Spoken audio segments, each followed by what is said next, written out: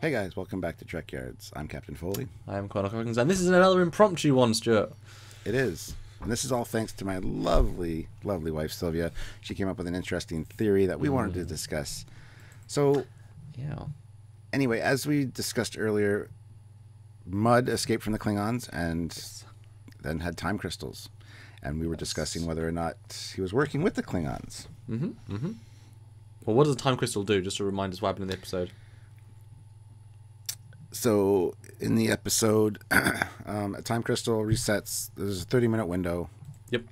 And you can revisit it as many times as you want, as long as you have the little thing on your wrist, and you reset it. And we kind of theorized that he seemed to have to blow up the ship every time, so you kind of postulated that the explosion gave the crystal enough energy to do the time thing. Yes. Which might be a thing, because he did have to get killed or get blown up. That was a thing. So Yeah, and we weren't sure if there were the crystal shards were different sizes, and that indicated different time. because he obviously had it intervals. before, and can you rob a bank in 30 minutes? So, yeah. Or he had a different one. So how exactly. many are out there? Where do you get it from? And we speculated that he. Well, they said a fourth dimensional being. They postulated that a fourth dimensional being fourth dimensional race might have perfected it. might perfect it. Yeah, that's all theorization. That's what Burnham thought. But actually, what's the Stuart theory? Or Sylvia's theory? Well, the Sylvia theory is we know that he escaped from the Klingons, and we speculated that he might be working with the Klingons, or they might have allowed him to escape and acquire some technology, so they could keep tabs on him and get what they want. I mean, would you really want to go? Would you really want to risk selling a ship back to your old captors that tortured you or tried to torture you for 7 months, It and risk very that odd. again? Yeah. Yeah, but anyway, as she pointed out in Voyager Endgame, when Admiral Final Janeway, episode. Okay. when Admiral Janeway gets this time traveling device, where does she get it from? She gets it from a Klingon scientist. So there's a nice link there as to the fact that the Klingons maybe have access to these time crystals. The device is quite odd looking. And it is quite a bit in the future, but it could incorporate the crystals inside. And as she pointed out, on the scan of the Garminder, the space whale, whatever that was called, there's kind of an odd-shaped thing in the middle of his ship. It kind of looks similar to this device that we see in Endgame. So, yeah, it has similar angles. It's not like a smooth shape versus a whatever shape. There is some parallels for sure. Yeah. So we thought it was worth mentioning that, she got her technology from the Klingons. Harry might escape from the Klingons. And it kind of ties into with our last discussion about that, where we speculated that they might be working with Harry Mudd, allowing him to, or work. He might be making deals with them to try to get what he wants as well. So, And thoughts? Well, to go a step further now, obviously, if they have time devices, you'd think they use them. So it's probably not the case, but I love your 2+2 here, because if you think about it, the final time device in Endgame, the Klingon gives it away, was going to be for her from some technology, a shuttle, and as a favour and stuff. Like, he was giving her a device that can change time. So you would think that'd be the one thing that you're using to rebuild your empire. The fact that he's not doing that implies something. Well, he was very reluctant to give it to her, and But there was a deal to give it to her. He didn't at first. He reneged on the deal, and then she got him the different shielding, and then she stole the damn thing in front of him. No, I know, but the fact that he was willing to give a alternate time creation device means that either he's not interested in rebuilding the empire, or it's something that is one of many, or it's the first product that works, but he can do more. But the fact is, he wasn't overly concerned. He just wanted a good deal. But if you got to that point and you can open a rip through time and send yourself back, and it did burn out, but we assume based on the context it could be used multiple times, potentially. She did say it was a one-way trip, but maybe it wouldn't burn out. But if you think 200 years in the past, as you said, what is the first step of time travel? Or maybe it's creating. We never saw the time crystal do anything physically, so maybe it created a rift, and then that rift polarized particles in the local vicinity and reset time. So you're looking at how far Klingons got. By that point, they got to a 30-minute window, still pretty advanced, but there to Endgame. Now someone's a full-on time travel device, but Backtrack was the guy's dad, because there's enough years in between. His family is the ones that are developing time, or trying to work with time tech. Yeah. We know that lots of races do lots of things, and we know that obviously races do get time tech because the temporal Cold War happens. And maybe it's even the female Klingons people, maybe the spies have been developing it. That'd explain why it's more underground than ever became mainstream. Because if the one Klingon race, the one Klingon house knows that, okay, 30 minutes is great, but if we reveal our hand, we might lose it. So let's develop it for as many years as possible. Oh, damn, it took 200. But guess what? By the end of that, we have a fully functional time, device. And it could be, too, that it kind of got lost in the shuffle, like the Ark from Indiana Jones. We got our top people working on it.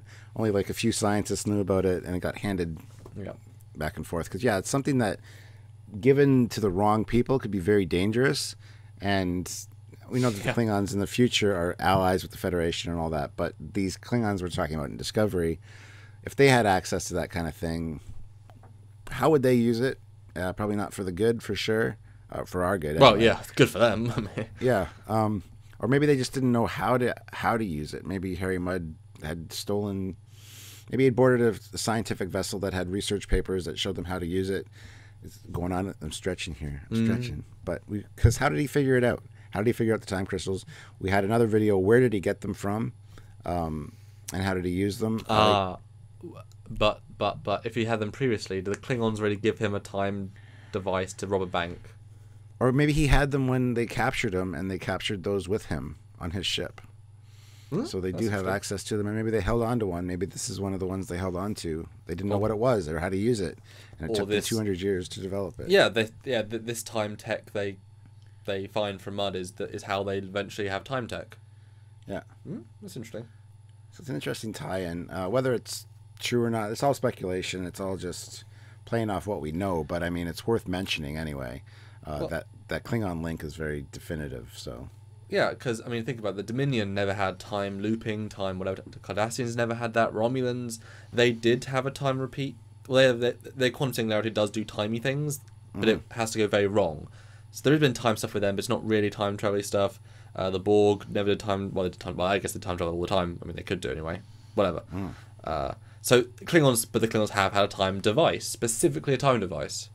So of the major races, Kazon didn't have it, Vidians didn't have it. Yeah, so that we know of. I mean, they could all have their own different versions of, high levels of scientific research. But yeah, it was just an interesting, and the fact that she pointed that out right away when I had mentioned the discussion we were having, I thought that was very interesting, and it was worth bringing up. So yeah, it's an interesting link and tie in with the Klingons. So because we both agreed it was pretty unlikely that he got out, escaped, completely unscathed without some sort of Klingon, whatever. Even if they let him go, And you're right, if it was his tech that he stole, found, and they reverse engineered and they learned from.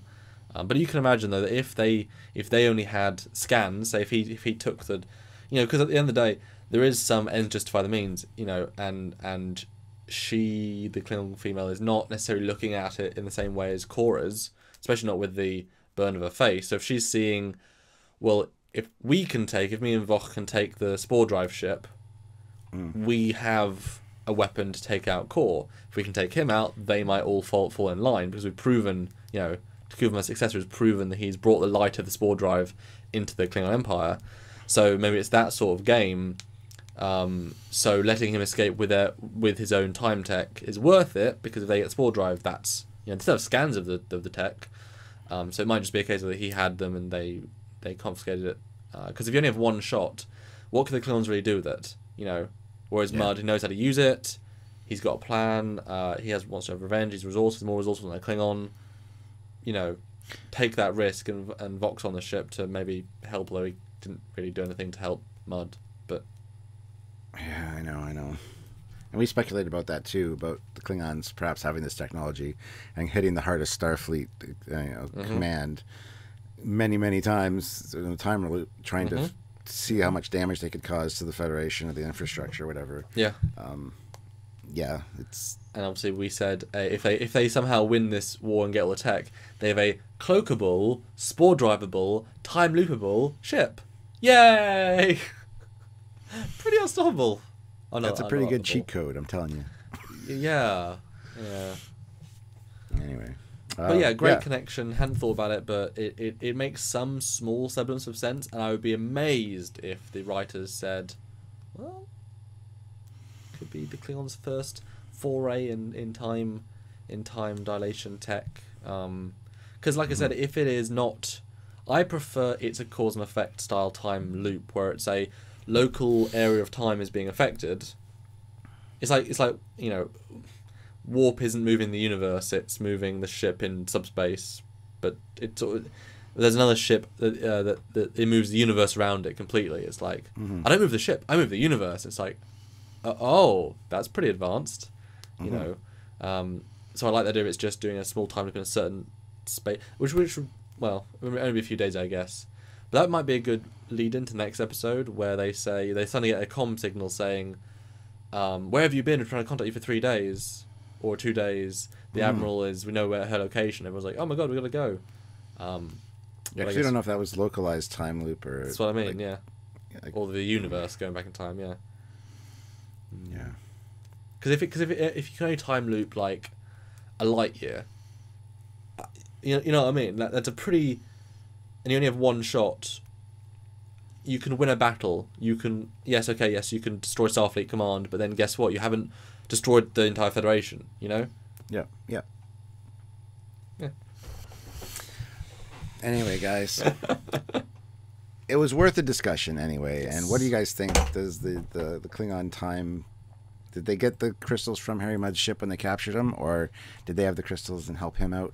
How did it work? What do you guys think? Put your comments down below. And always like the video, subscribe to the channel. Don't miss any of our awesomeness. Check out Trekyards on Facebook, and I guess we'll see you there. Yeah, and if you want to support this show, you can help us out on Patreon, a monthly donation scheme, or a one-time donation at trekyards.com. Give a little bit, helps us out, lets us make more of these shows and have these discussions randomly and open these doors, because these doors to imagination, because we're trying to sort of think of it before it happens, and we sort of understand canon, so we can all put all these different things in together and try to make the best possible story possible, because that's the fun bit. Exactly. So until next time. Such an old joke. Anyway, until next time, see you guys later. I'm Captain Foley. I'm Connor Coggins. This is Team Trekyards. Yeah. Bye.